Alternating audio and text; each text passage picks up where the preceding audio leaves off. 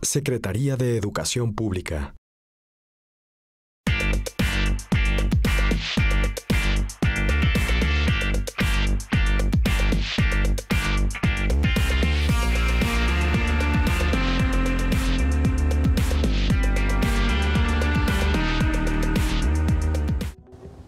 Investigador, académico, docente y promotor de la ciencia, físico especialista en estado sólido, electromagnetismo y mecánica cuántica. Acompáñenme a conocer en corto a Luis Fernando Magaña, el hombre que está logrando que algunas de las escuelas en México utilicen el sistema matemático maya como sistema de aprendizaje. Bueno, pues vamos a hablar de matemáticas mayas en base 10. Para que sean más fácilmente comprensibles y no estar pasando de una base a la otra para entender. Entonces voy a poner aquí base 10. En base 10.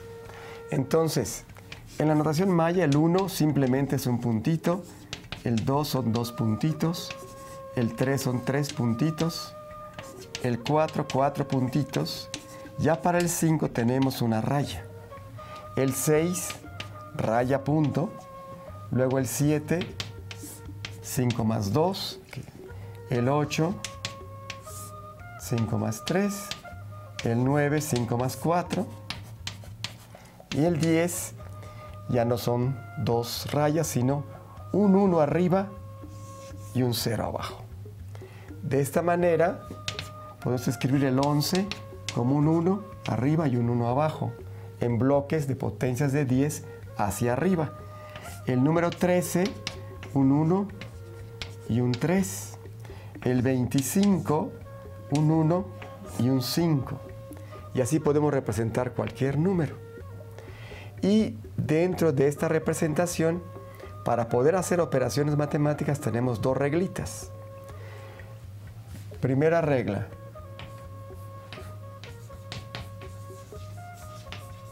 Cinco puntos pueden transformarse en una raya. Y una raya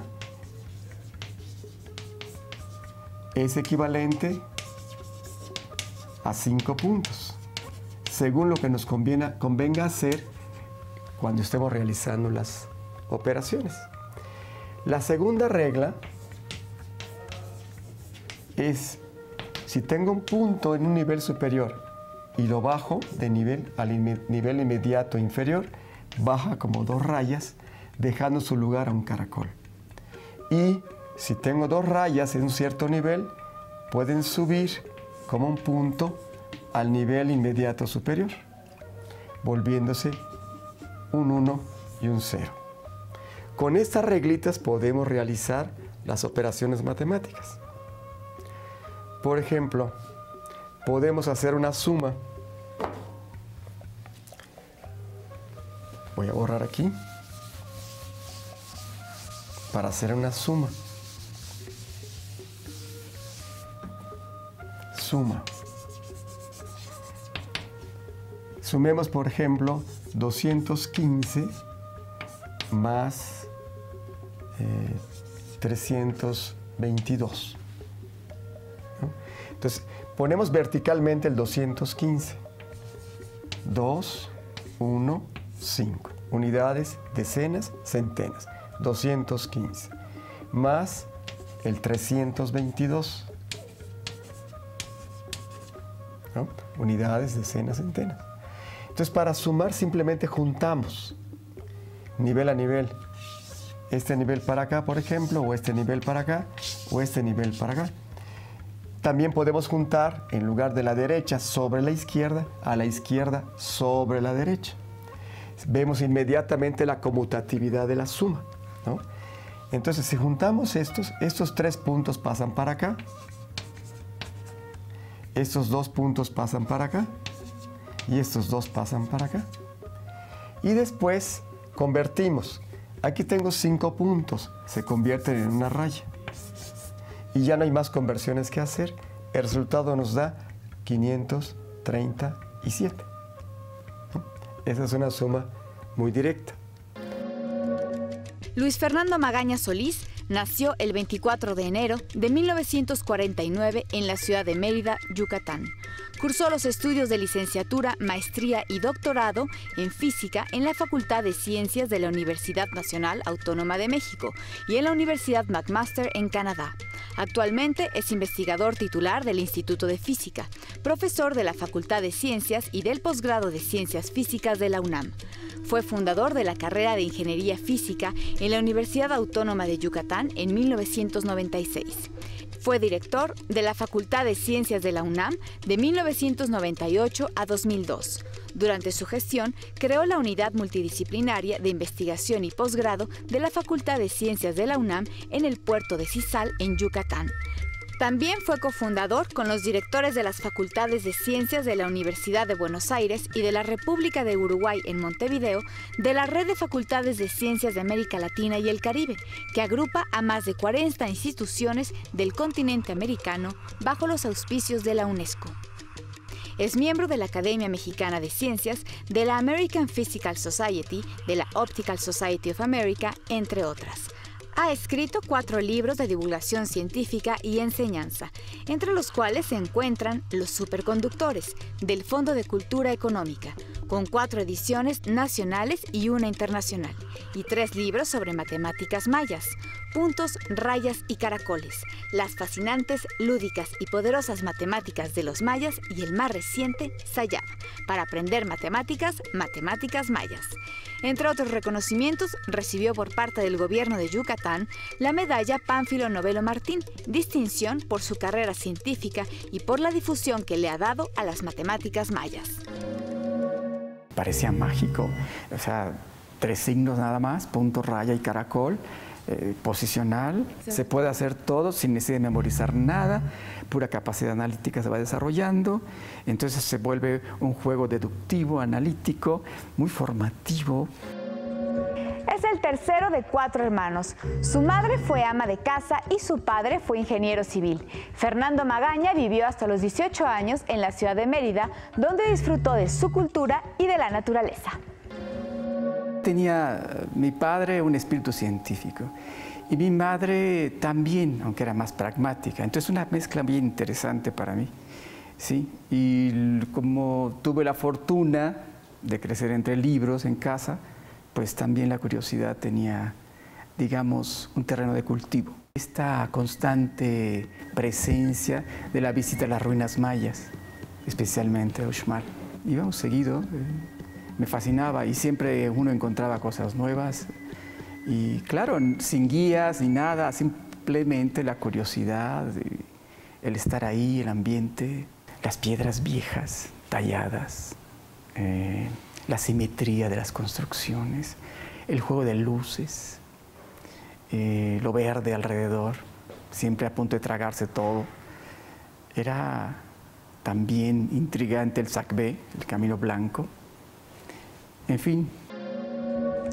Desde muy chico se sintió atraído por las ciencias exactas, especialmente por las matemáticas. Sin embargo, posteriormente, su personalidad inquisitiva lo llevó a estudiar física. Cuando estaba en la primaria, tenía 8, 10, 12, quería ser médico y quería ser pediatra. Y me interesaba mucho averiguar sobre el cáncer en los niños. Pero luego en la secundaria me metí con las matemáticas y me gustaron mucho. Se volvió algo adictivo. Me gustó muchísimo. Y cuando entré a la prepa, pues más.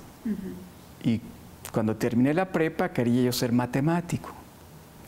Pero luego me puse a ver la carrera de matemáticas, viendo los programas que se ofrecían, y comparé con la de física y dije, no, lo mío tiene que ser la física. No, yo creo que el maestro más importante hacia el interés de las matemáticas fue mi padre. Sí. Él siempre me veía y me ponía retos. Mira, a ver si resuelves esto, a ver si resuelves lo otro. Pero no era un afán de retos, era un afán de, yo sé que te gustará porque eres curioso y me lo planteaba. Lo que pasa es que cuando uno lo trae, pues no se da uno cuenta.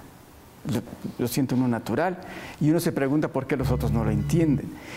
Pero viéndolo así en retrospectiva, después de años de enseñar, dice uno, bueno, pues sí, lo traía uno, ¿no? así lo alambraron a uno y ya. Pero de entrada uno no sabe que tiene esa facilidad, ¿no? Pero había cosas del pensamiento más que de la fenomenología que también me atraían mucho, ¿no? Usted sabe, cuando uno tiene 3, 4, 5, 6, empieza uno a preguntarse, bueno, ¿yo qué soy? ¿Quién soy? ¿No? ¿De dónde vengo? Y papá, oye, y mamá, oye. Y claro, le contestan a uno lo que ellos pueden contestar, desde luego que nunca es satisfactorio, ¿no? Y uno deja de preguntar porque sabe que no hay más. Entonces empieza la incógnita de querer averiguar y pues se mete uno a leer y tratar de encontrar respuestas que al cabo de la vida tampoco tienen respuesta, ¿no? Preguntas que no tienen respuesta. Eso, combinado con la curiosidad de por qué ocurre tal o cual, yo creo que sí me llevó a estudiar física, porque yo encontré en la física no solamente la posibilidad de responder a mis preguntas, sino una manera de vivir, ¿no? Es una filosofía de vida. A través de la física encontró una filosofía de vida.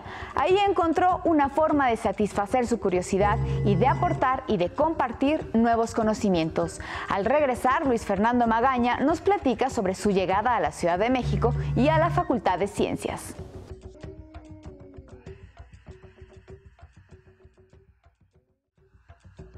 Después de estudiar solo un semestre de la carrera de matemáticas en la Universidad de Yucatán, se muda a finales de los años 60 a la Ciudad de México para iniciar la licenciatura en física en la Facultad de Ciencias de la UNAM, donde se encuentra con un mundo nuevo.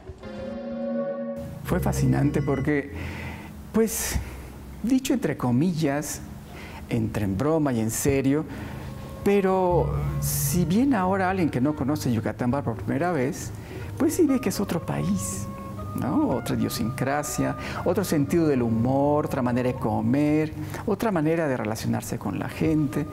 Y en aquellos tiempos, más, porque la UNAM pues es un recinto tan generoso, tan amplio, tan poderoso en el conocimiento, en la manera de enfocar las cosas. Tuve maestros excelentes en mi carrera que para mí son paradigmáticos, ¿no?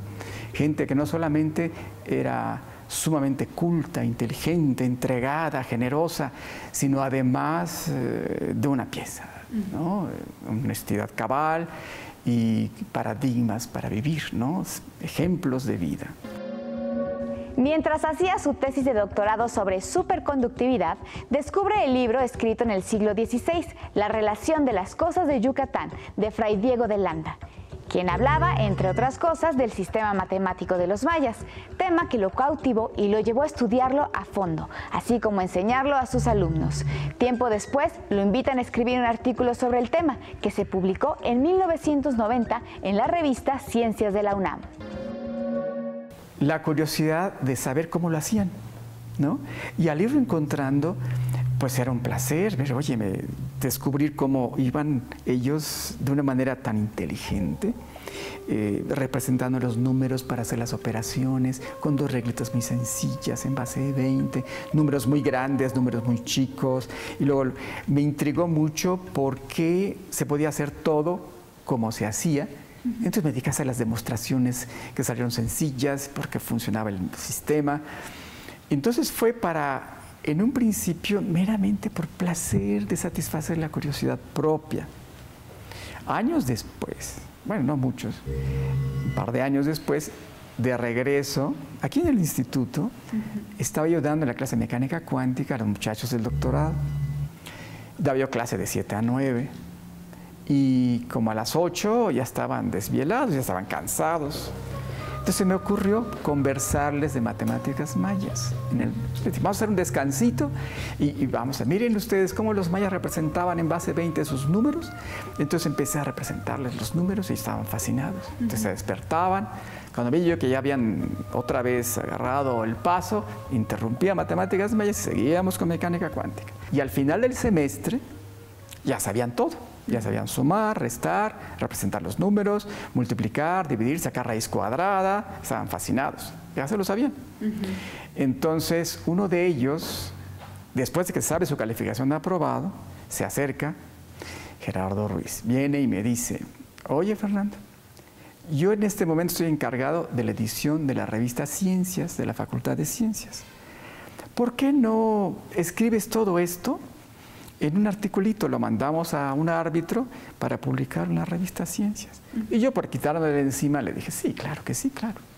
Después de que se publicó el artículo, pues yo simplemente seguí con lo mío, mi trabajo y mis clases y ya, pero pues circuló la revista por todo el mundo. Entonces la Academia Mexicana de Ciencias, pues a todos nos comprometía siempre a dar conferencias por todo el país. Fernando, danos algo de lo que estás haciendo en física, pero háblanos de matemáticas mayas. Entonces, una vez que se hizo un congreso conjunto con los canadienses y con los gringos, con los físicos de Norteamérica, en Cancún, el comité organizador, después de la parte de física, me dijo, vamos a hacer una parte de divulgación en ciencias y nos interesa que nos hables de matemáticas mayas. Entonces fui a hablarles de matemáticas mayas. Entonces ahí en medio de un huracán que había, les empecé a hablar de matemáticas mayas en base 20. Ya que terminó. Causó eso muchísima curiosidad, muchas preguntas y todo. Pero hubo una pregunta demoledora. Un maestro de primaria, retirado, de Quintana Roo, pidió la palabra y me dijo, oiga, doctor Magaña, usted ha enseñado esta metodología, esta numerología, esta manera de hacer las cuentas a algún niño mexicano. Dije, no. Sacó su dedo y me dijo, pues, si usted no hace eso, será un traidor a esta patria. Y se sentó, ¡pum!, se quedó callado. Yo dije, bueno, traidor, tanto así. Bueno, pero sí me dio que pensar, ¿no? Y nunca se me olvidó. Entonces dije, bueno, empecé a ver las consecuencias didácticas del método. Y una vez, por invitación de la Academia Mexicana de Ciencias, estaba yo en Morelia, en el planetario, en este programa de divulgación de la Academia, de Domingos en la Ciencia, con un auditorio difícil porque eran niños de 14 años para abajo. Y hablando de matemáticas mayas, de base 20, pasar de base 20 a base 10, que vayan entendiendo, pues lo veía yo difícil. Entonces se me ocurrió en ese momento pasarlo a base 10, ahí mismo, y vi que me entendieron muy bien. Los reté a pasar al escenario con los acetatos a hacer las operaciones. Y pasaron, y lo hacían muy bien. O sea, vi que entendieron. Entonces vino a mi mente el episodio del maestro de primaria retirado, cuyo nombre no recuerdo. Pero dije, por aquí es el camino. Y entonces empecé con eso y me di cuenta de la didáctica inherente, del poder didáctico, sobre todo al pasarlo a base 10, ¿no? Porque estamos troquelados en base 10 en nuestra civilización. Pero lo que hacía yo básicamente era ofrecérselo a los maestros de primaria, ¿no? Cuando era posible, pues a algunos niños. Pero básicamente me enfocaba yo en los maestros de primaria, los que estuvieran interesados, ¿no? Para el doctor Magaña, la docencia es el compromiso de compartir con veracidad para el bienestar común. Al regresar, nos habla de los esfuerzos que tuvo que realizar para lograr que las matemáticas mayas se comiencen a enseñar en algunas escuelas primarias.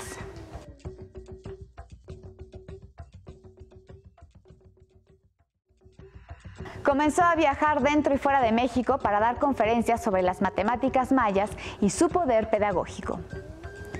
Pero fue casi 20 años más tarde que logró, a través de la Secretaría de Educación Pública de Yucatán, que algunas escuelas implementaran de manera extraoficial su sistema sobre enseñanza de las matemáticas mayas. Curiosamente, luego me llamaron de Roma, ofreciéndome participar en un congreso de cálculo matemático precolombino, de matemáticas de los incas y de los mayas. Y fui, y ahí le extraje la raíz cuadrada del número 2. Estos italianos a mí me dejaron fascinados en su interés por las culturas en América, especialmente por la cultura maya. Sabían muchísimas más cosas de lo que yo podía saber. Yo lo que sabía, pues les mostré ahí de la raíz cuadrada. Estaban fascinados, porque claro, al día siguiente de la conferencia me invitan al Museo de Matemáticas de Roma y pues uno ve ahí cómo los romanos hacían sus numeritos de una manera, pues francamente, mucho más pedestre. Ellos fueron grandiosos en las leyes, en los caminos, en las máquinas de guerra, en muchísimas, el arco romano, tantas cosas, pero no en matemáticas y astronomía, ¿no? Donde sí destacaron muchísimo los mayas. Así es la humanidad, ¿no? Unos brillan en una cosa, otros brillan en otra, y cuando se conjunta todo, pues todos salimos adelante. Entonces dije, bueno, claro, hacer una suma con números romanos o una multiplicación, ¿cómo? ¿No? Como no tenían el cero, pues no era posible, ¿no? Entonces eso les gustó mucho la conferencia y dije yo, bueno, muchas de las conferencias que se dieron ahí por parte de los italianos fueron hacia tratar de utilizar las matemáticas mayas en la enseñanza, pero siempre en base 20. Pero yo ya sabía mi cuento en base 10. Entonces dije, bueno, ellos también ya se dieron cuenta, ¿no? Y cuando regreso a México, toco puertas. Me voy a la Secretaría de Educación Pública de Yucatán primero, hablo con la secretaria de Educación Pública de aquel tiempo, le interesó el método, lo vio, lo entendió, lo aprendió, y luego me dice, ¿sabes qué? Eso está maravilloso, pero no puedo hacer nada, porque si trato yo de hacer algo en ese sentido, los primeros que se van a oponer son los del sindicato. Entonces, mira, no se puede. Después del fallido intento con la Secretaría de Educación Pública de Yucatán, lo volví a intentar al sexenio siguiente. Y ya fue distinto. Porque este secretario de Educación, el doctor Raúl Godoy, fue muy hábil. Me dijo, mira, vamos a hacer una reunión con mis directores de educación indígena y si los convences, lo hacemos. Pues así fue. Nos reunimos, se convencieron y lo iniciamos. Me preguntaban ellos, ¿cuántos maestros? Les digo, denme una docena de maestros, pero que quieran, que no sean obligados a venir, que ellos, por su vocación docente, porque sí los hay, vengan por interés. ¿Y cuántos? Pues con unos 12 empezamos. Muy bien, al día siguiente no eran 12, eran 300. 300. Entonces empezamos con ellos. Y eso era 2009, 2010. Y entonces empezamos un programa de entrenamiento de profesores de la zona indígena de Yucatán que tenía interés. Entonces me iba yo viernes y sábado. El viernes 4 horas, el sábado 6 horas. Los iba yo entrenando, mes a mes, mes a mes. Se pudo sistematizar de 2010 a la fecha algo, ¿no? No es un programa oficial en Yucatán, lo de la enseñanza de matemáticas a través de matemáticas mayas. Pero los maestros de la zona indígena y los maestros de una escuela privada en Mérida lo han asumido y no lo sueltan. ¿Por qué no lo sueltan? Porque ven que es útil para que los niños aprendan más fácilmente matemáticas. Entonces ahí está, no lo sueltan. De acuerdo al doctor Magaña, por su estructura, las matemáticas mayas provocan el razonamiento lógico-analítico, de tal forma que cuando uno involucra a un niño a este tipo de ejercicios, los pequeños adquieren el gusto por razonar, además de que las encuentran divertidas. El problema de enseñar matemáticas es un problema mundial. En todo el mundo se enseña mal. Porque apenas un niño sabe contar, le encajamos la memorización. ¿No? Memorízate primero el dibujo de los números. Memorízate los signos, las tablas de sumar, las tablas de restar, de multiplicar, hasta de dividir a veces, ¿no? Memorizar, memorizar, memorizar, memorizar, no pensar, más que todo memorizar. Luego, memorízate las mecanizaciones, la mecanización de la suma, de la resta, de la multiplicación, de la división, con algoritmos no muy claros. Entonces les decimos que eso son matemáticas. Y si no saben la tabla del 7, pues decimos que son muy tontos para matemáticas. Nada más lejos de la verdad que eso, ¿no? En tanto, con esta manera de los mayas, que no solamente es un sistema de cálculo, sino es una manera de estructurar la mente, forma la mente. Es algo muy formativo, porque además las propiedades matemáticas saltan solitas a la vista, no solamente como un sistema de cálculo como el abaco chino, ¿no? Sino que va formando a la gente, desarrollándole su capacidad de análisis y de síntesis. Por eso es muy importante. En un país como el nuestro, lleno de creatividad, de ebullición, yo veo a nuestro país como un fermento grande de cosas, ¿no? Por la confluencia de culturas importantes, lo único en el mundo. Entonces, yo veo a México como un caldero enorme de creatividad, pero que necesita también guías, ¿no? Necesita también derroteros por donde dar rienda suelta y canales de expresión para estas cosas. Por eso es importante que los jóvenes conozcan los temas de investigación que se están haciendo y vayan canalizando su capacidad o artística o científica en los diferentes temas de la mente, ¿no? Incluso filosofía, poesía, ¿no? Todo lo que el conocimiento pueda producir, ¿no? Las matemáticas maya no solo han contribuido a un mejor entendimiento de las matemáticas, sino que también han ayudado a que las personas con dislexia y poca retención puedan aprender a hacer operaciones más fácilmente.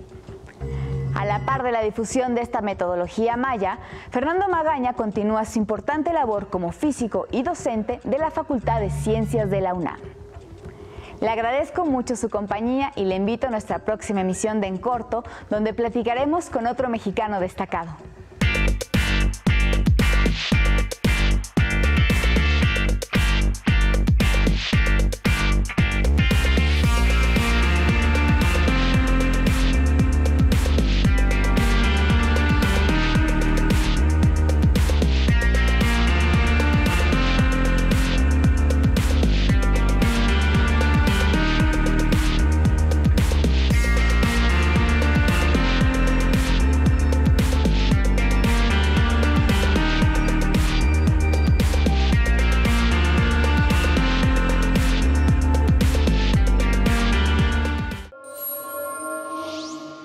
Secretaría de Educación Pública.